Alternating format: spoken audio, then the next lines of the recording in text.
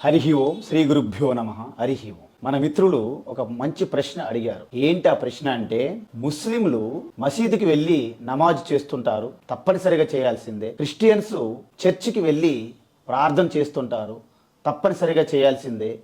మరి హిందువులకు అలా తప్పనిసరిగా వెళ్ళి చేయాల్సినటువంటి ఎటువంటి నియమ నిబంధనలు లేవా అని అడిగారు. ఒక విషయాన్ని మనం గుర్తుంచుకోవాలి. ముస్లింలు, క్రిస్టియన్లు అనేవి మతములు, అవి ధర్మం కాదు. మతము అంటే ఏమిటంటే మన ఆచార వ్యవహారాలతో పాటు కొన్ని అభిప్రాయాలు, ఒపీనియన్స్ ఏవైతే ఉంటాయో వాటినన్నీ కలిపి పోసగుచ్చినట్లుగా ఆ అభిప్రాయాలను కలెక్షన్ చేసుకోవడమే మతము అని పెట్టారు. కాబట్టి మన హిందూ మతం కంటే మనకు ఆధారమైనటువంటిది ధర్మం. ఆ ధర్మము సనాతనంగా వచ్చింది, శాశ్వతమైనది. అంటే ధర్మంలో ఎటువంటి మార్పు ఉండదు. కానీ వ్యావహారిక ధర్మం అనేది ప్రవాహములాగా, అంటే గంగా ప్రవాహంలాగా వస్తుంటుంది. ఆ ధర్మం కూడా రెండు రకములుగా ఉంటుంది. ఒకటి శాశ్వతమైనటువంటి పరమాత్మ స్వరూప తత్వంగా ఉన్న ధర్మాన్ని పారమార్థిక ధర్మము అంటారు.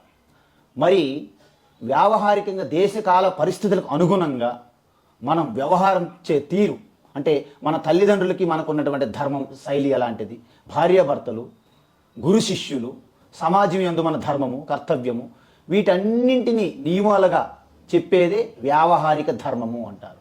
అంటే ఈ వ్యావహారిక ధర్మము ఎవరైతే నిష్ఠతో, కర్తవ్యంగా అనుసరించి బాధ్యతతో ఎవరైతే చేస్తారో వారు అంతఃకరణం, అంటే తన మనస్సు, బుద్ధి పవిత్రమయ్యి శుద్ధమైన తరువాత ఆ పారమార్థిక ధర్మమైనటువంటి పరమాత్మను చేరుకుంటారు. చేరుకుంటారంటే ఏంటి? తన ఆత్మస్వరూపంగా ఉన్న పరమాత్మనే పొందుతారు, దర్శిస్తారు. కాబట్టి సముద్రం ఒక ఉదాహరణగా తీసుకుంటే, సముద్రము అనేది ఒక ఈశ్వరుడుగా భావించవచ్చును. ఆ సముద్రములో అనేక కెరటములు, బుడగలు, తరంగాలు, నురగలు, ఇలాగా అలలతో పాటు నిండి ఉంటుంది సముద్రం. సో అవన్నీ కూడాను మతములు అనమాట. అంటే అలలు మతము, బుడగలు మతము, కెరటముల మతము, అనేక మతాలు ఉంటాయి. సముద్రం అనేది ఈశ్వరుడుగా అనుకుంటే ఆ మతాలుగా భావించారు. కానీ ప్రతి కెరటములోనూ ఉన్నదేంటి? నీరు. మరి సముద్రం యొక్క స్వరూపం ఏమిటి? నీరు. అంటే కెరటము సముద్రం యొక్క తత్వం నీరుగా తెలుసుకున్న మోక్షమే, కెరటం ఆ యొక్క స్వరూపం నీరుగా తెలుసుకున్న మోక్షమే. ఈ విధంగా తెలియజేసేదే సనాతన ధర్మం. మరి మతములేమిటి? నీరు అని తెలుసుకోకుండా ఇది చిన్న కెరటము, పెద్ద కెరటము, ఇవన్నీ మేము చెప్పిన మాటలు వింటున్నారు, మా అభిప్రాయాలు ఒకటి అని భావించి వారి జీవన విధానాన్ని కొనసాగిస్తే అవి మతాలుగా పుట్టుకొచ్చాయి. కాబట్టి ఒకప్పుడు కొన్ని వేల సంవత్సరములలో ఇటువంటి మతాలు ఏమీ లేవు. కాబట్టి వారు మతాలు పుట్టుకొచ్చి అవి ఒక సంకుచిత భావం, అంటే పరిచ్ఛిన్నమైనటువంటి న్యారో థింకింగ్, అంటే frog in the well thinking అంటారు. అంటే నూతులో కప్ప నుయ్యే మహాసముద్రంగా భావించుతున్నట్లే ఈ మతాలు వారు అనేక ప్రాంతాలలో వారు గ్రూపులుగా తయారయ్యి ఆధిపత్యం పోరు, రాజకీయ ధోరణితో, అణిచివేత, దండయాత్రలు ఇలాంటి పేర్లతో వాళ్ళంతా ఒక, అంటే ఎటువంటి సంపూర్ణమైనటువంటి ఒక జ్ఞానము, విజ్డమ్ లేదు. కాబట్టి మనుషుల్ని మా అభిప్రాయాల్లోకి మార్చాలి, బలవంతంగా అయినా భయపెట్టైనా అని చేశారు. కానీ హిందూ సనాతన ధర్మంలో ఇలాంటి ధోరణ, నానుడి లేనే లేదు.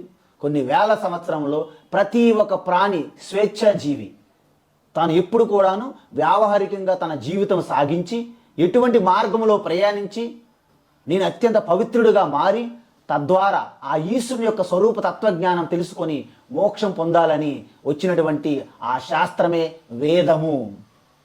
వేదం ఏం చెప్పిందంటే, మొట్టమొదటిసారి మనిషి అజ్ఞానంతో పుడతాడు. ఎందుకు? అది కర్మ సిద్ధాంతం. కర్మ అంటే ఏమిటి? మనం అనేక జన్మలలో మనం పరమాత్మ నుంచి వేరుగా ఉన్నాననే భావం, అజ్ఞానముతో నాకు కోరిక మొదలవుతుంది. ఆ కోరిక తీర్చుకోవడానికి నేను అనేకమైనటువంటి కర్మలు, క్రియలు, చేష్టలు చేస్తాను.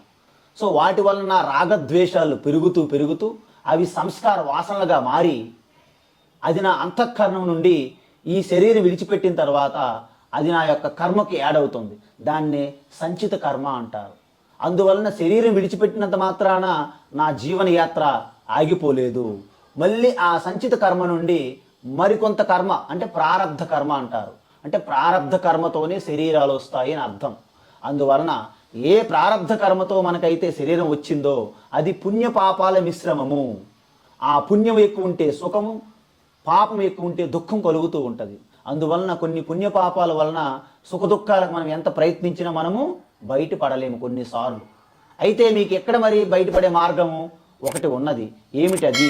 పురుష ప్రయత్నము. మన ప్రయత్నం చేసి నన్ను నడిపించేది ఒక శక్తి, పరమాత్మ శక్తి, ఈశ్వర శక్తి అని గుర్తించి మీరు చేసే ప్రతి కర్మ ఈశ్వరునికి అర్పిస్తే ఆ వచ్చే ఫలం ఏదైతుందో రిజల్ట్ ఈశ్వర ప్రసాదంగా స్వీకరిస్తే మీ అంతఃకరణ శుద్ధి అయ్యి మీ హృదయం పవిత్రంగా మారి ఆ యొక్క వేదము, ఆ భగవద్గీత, ఉపనిషత్తు జ్ఞానం తెలుసుకుంటే మీరు కెరటం ఎలాగైతే నా స్వరూపం నీరే అని తెలుసుకుంటే ఎటువంటి కెరటములు బుడగలతో పోటీ పడదో.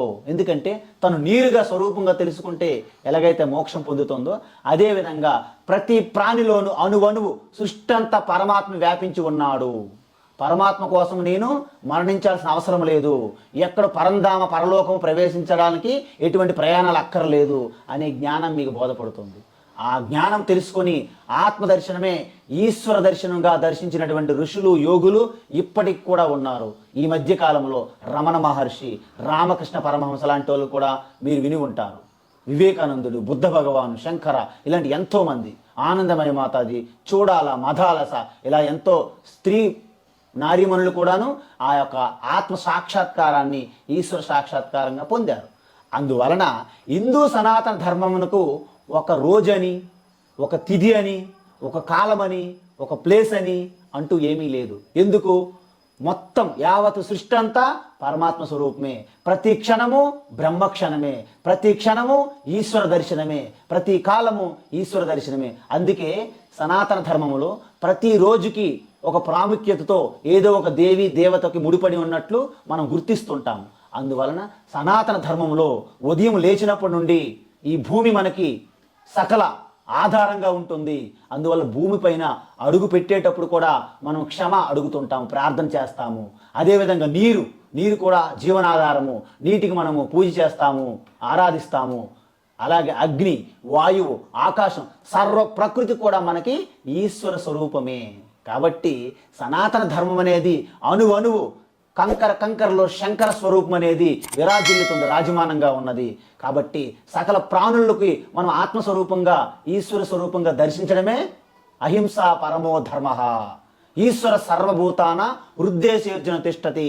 సకల ప్రాణుల్లో పరమాత్మే ఉన్నది. ఎలా ఉన్నది? పాలులో వెన్నగా ఉన్నట్టు ఉన్నది. డైరెక్ట్గా ప్రతి అణువణువు, ప్రతి ప్రాణిలోను, ప్రతి వస్తువులోనూ దర్శిస్తే మీకు ఈ మాంస నేత్రములకు పరమాత్మ దర్శనం కాదు. కానీ పాలులో వెన్న దాగి ఉన్నట్లు ప్రతి అణువణువు కూడా ఉనికిగా, చైతన్యంగా, ఆనందంగా, ప్రేమగా, శాంతిగా ప్రకటమవుతున్నది ఆ పరమాత్మయే.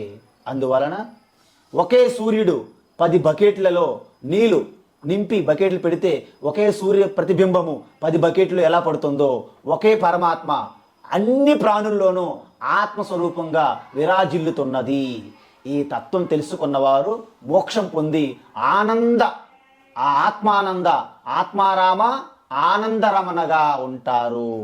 ఈ తత్వం తెలియనటువంటి కొన్ని గ్రూపులు ఆ దేశకాల పరిస్థితుల్లో కొన్ని అభిప్రాయాలు కట్టుకొని వాళ్ళందరూ వాళ్ళకు అభద్రత కాబట్టి, వాళ్ళకు జనం కావాలి కాబట్టి మతాలు మార్చే విధానం అనే ప్రక్రియని చేపట్టారు. కాబట్టి వారికి ఎటువంటి తత్వము లేదు కాబట్టి, ఎటువంటి ఫిలాసఫీ జ్ఞానం లేదు కాబట్టి ఒక్కొక్క రోజు పెట్టుకొని వాళ్ళు అలాగా జనాన్ని కూడగొట్టుకొని ఒక యాత్ర, ఒక మేళ, ఒక రచ్చబండలాగా చేస్తున్నటువంటి అవి ప్రార్థనా మందిరాలు. వాటికి ఎటువంటి ఒక ప్రత్యేకమైనటువంటి నిష్ఠా నియమాలేమి ఉండవు. కానీ మన దేవాలయాల్లో ప్రాణ ప్రతిష్ఠ చేస్తారు.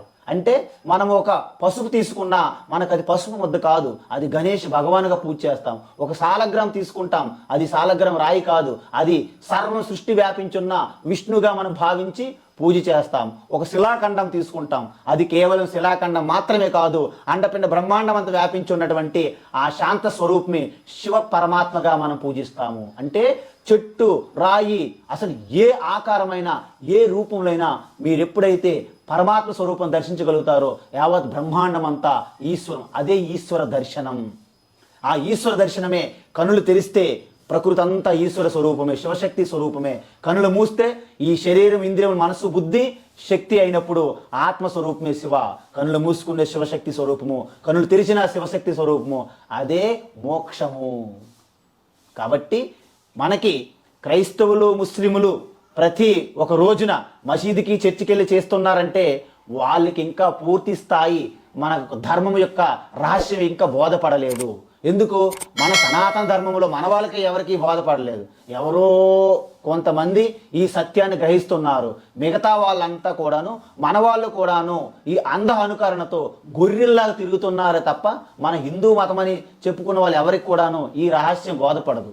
అందుకే అదిగో తీర్థం, అదిగో తీర్థం, అదిగో గుడి, అదిగో గుడి, అది మహాత్మా, ఆ ఆశ్రమం, ఇలా తిరుగుతున్నారే తప్ప అసలైన సత్యాన్ని పట్టుకోవట్లేదు. భగవద్గీత చాలా స్పష్టంగా చెప్పింది, మీరు చేసే ప్రతి కర్మ మీ స్వభావం అనుకూలంగానే జరుగుతుంటాయి. కాబట్టి స్వభావం అనేది ఒక లక్షణం అయితే ధర్మం పాటించడం ఇంకొక లక్షణం. అంటే ఏంటి? ఇప్పుడు నేను బద్రీనాథ్ బయలుదేరుతున్నాను, నాకు స్వభావం, నాకు ఇచ్చ వెళ్ళాలని. అయితే టికెట్ తీసుకొని ట్రైన్ ఎక్కడం అనేది ధర్మం.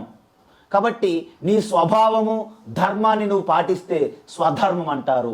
ఈ స్వధర్మంగా నీకున్నటువంటి గుణము, నువ్వు చేసే వృత్తి, ఈ రెండు కలిపితే అది ధర్మానుష్ఠానము, స్వధర్మానుష్ఠానము అంటారు. అందుకే ప్రతి ఒక్కరి ఈ సనాతన ధర్మంలో ప్రతి వ్యక్తి ఒక సాధారణ మానవుడి నుండి ఒక మాధవుడుగా ఏ విధంగా పరిణితి చెందాలి, ట్రాన్స్ఫర్మేషన్ అవ్వాలని రెండు ప్రక్రియలు పెట్టారు. ఒకటి వ్యక్తిగతంగా ఎలాగైతే చిన్నపిల్లడి స్కూల్లో చదువుతూ డాక్టర్ ఎలాగైతే అవ్వాలో అదేవిధంగా మన కిండర్ గార్డెన్ స్కూల్ లాగా మనం కూడాను ఈ ఆశ్రమ వ్యవస్థ, వర్ణాశ్రమ ధర్మం అని రెండు పెట్టారు. ఆశ్రమ వ్యవస్థ అంటే ఏంటి?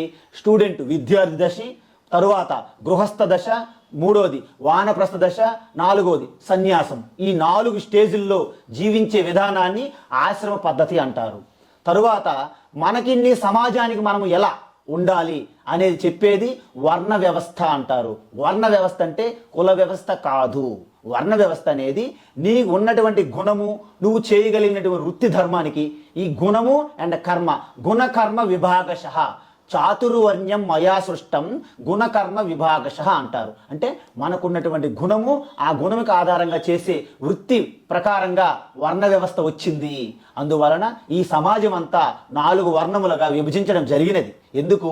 ఒక ఇంట్లో కూడాను అందరికీ ఒకటే సామర్థ్యం ఉండదు, ఒకటే గుణము ఉండదు, ఒకటే శక్తి సామర్థ్యాలు ఉండవు. కాబట్టి ఈ బ్రాహ్మణ వర్ణం అంటే ఏంటంటే ఎవరైతే శాస్త్రము అంటే జ్ఞాన అర్జనం మీద ఎవరికైతే శ్రద్ధ, ఆసక్తి ఉంటుందో అది వాళ్ళు శాస్త్రాలు చదివి అది అధ్యాపనం చేస్తారు, టీచింగ్ చేస్తారు, వారిని బ్రాహ్మణ వర్ణం అన్నారు. అదేవిధంగా ఈ పరిపాలన, రక్షణ విధానాన్ని చేసేవారు క్షత్రియ వర్ణం అంటారు. అదేవిధంగా ఒక ఆర్థిక పరమైనటువంటి వ్యవహారాలు చూసేవారిని వైశ్య వర్ణం అంటారు.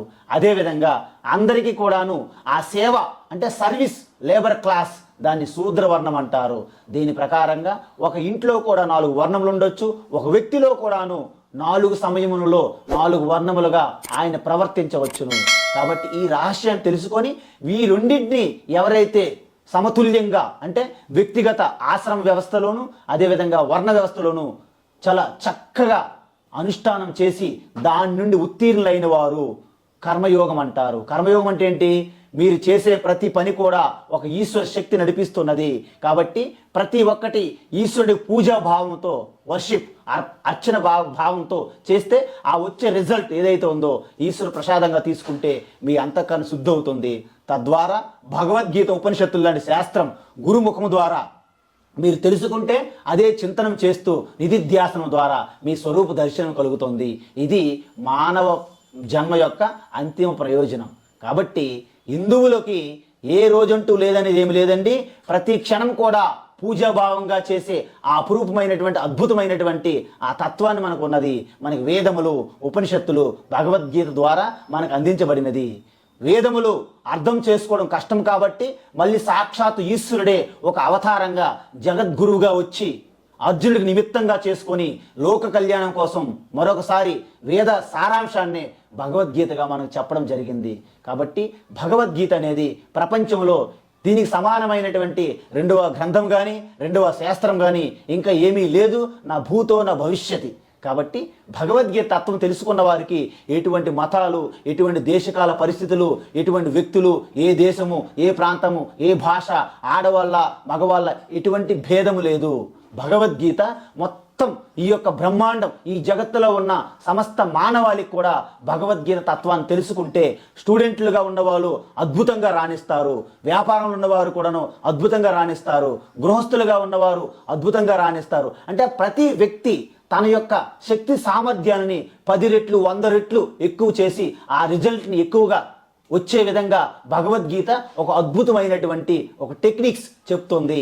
ఏకాగ్రత అవసరము ప్రతి మనిషికి, అది ఎలా పెంపొందించుకోవాలి, మనలో ఉన్న బలహీనతలు గుర్తించాలి, వాటిని ఎలా అధిగమించాలి, అది ఒక రకమైనటువంటి మానసికమైనటువంటి స్ట్రెస్ మేనేజ్మెంట్, పర్సనాలిటీ డెవలప్మెంట్, ఇవన్నీ కూడా భగవద్గీతలో ఉన్నాయి. ఈరోజు సైకాలజిస్టులు అందరూ కూడాను భగవద్గీతలో చెప్పినటువంటి ఆ టెక్నిక్స్ని వాడుతున్నారు. అంటే దీన్ని బట్టి మీకు అర్థమవుతుంది భగవద్గీతలో లేనిది బయట ఎక్కడ ఏమీ లేదు. బయట ఎక్కడ ఏమైనా ఉన్నదంటే అది ఖచ్చితంగా భగవద్గీతలో ఉంది. కాబట్టి ఈ భగవద్గీతని ఎటువంటి మతాలు పేరున విభజించకుండా ప్రతి ఒక్క మనిషి ఏ రోజైతే భగవద్గీత అధ్యయనం చేసి తెలుసుకుంటారో వారి జీవితమే డివైన్ లైఫ్, అంటే దివ్య జీవనంగా మారిపోతుంది. హరి ఓం తత్సత్.